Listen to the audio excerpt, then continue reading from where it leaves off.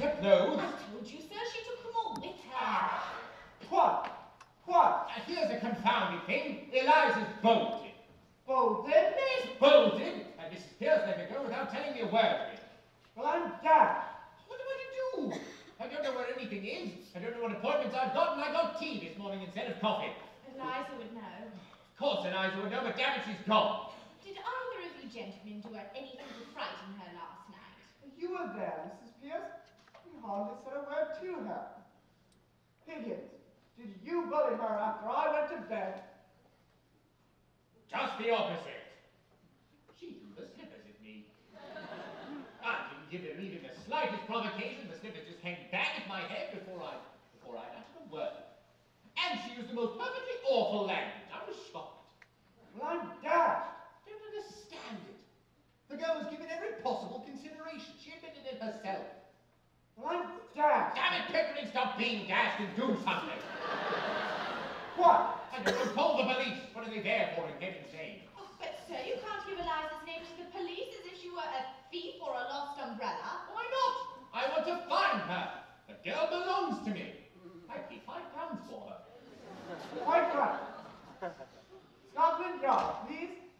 May I have some coffee, Mrs. Pierce? Yes, sir. Good morning, old chap. Colonel Hugh Pickering here. 27A, Wimpole Street. Yes, I'd like to report a missing person. Anything you could do to assist in her recovery would be frightfully appreciated. Yes, Eliza Doolittle. About a 21. Her eyes? Brown! Brown. Her hair? Well, it's a rather neutral, nondescript color. I should say more on the side. Brown! Brown! Brown! Brown! Well, you heard what he said. Brown. Yes, this is her residence. Between 3 and 4 in the morning. No relation at all. Let's just say a good friend. Now see here, my good man. I'm not at all pleased with the tenor of that question. What the girl does here is our affair. Your affair is to get her back so she can continue doing it.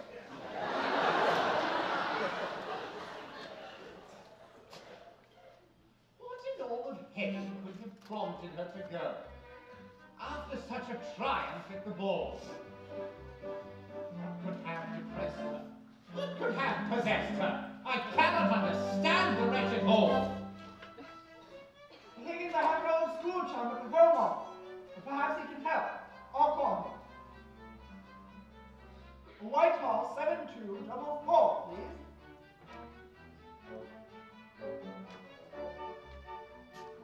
Women are irrational, that's all there is to that. Their heads are full of cotton, hay, and rags. They're nothing but exasperating, irritating, agitating, vacillating, calculating, maddening, and infuriating hags. Yes.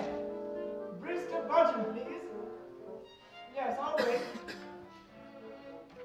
Pickering, why can't a woman be more like a man? Yeah. Why can't a woman be more like a man?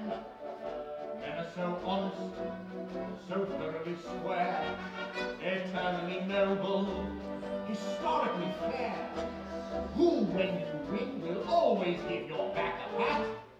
Why can't a woman be like that?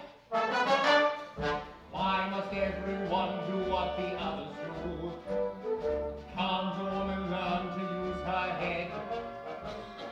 Why must they do everything their mothers do? Why don't they grow up like their fathers instead? Why can't a woman take after a man? Men are so pleasant, so easy to please. Whenever you're with them, you're always at ease. Would you be slighted if I didn't speak for hours? Of course not. Would you be livid if I had a drink or two? Nonsense. Would you be wounded if I never sent you flowers? Never. Why can't a woman be like you? Yes, Brewster Budgeon, please. Bruzy, you'll never know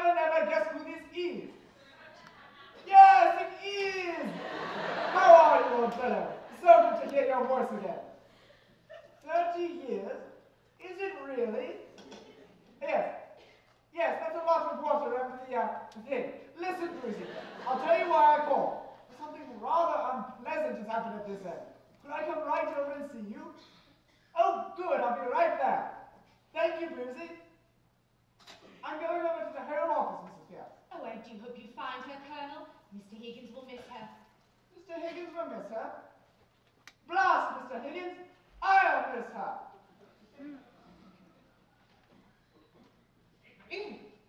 Pickering up.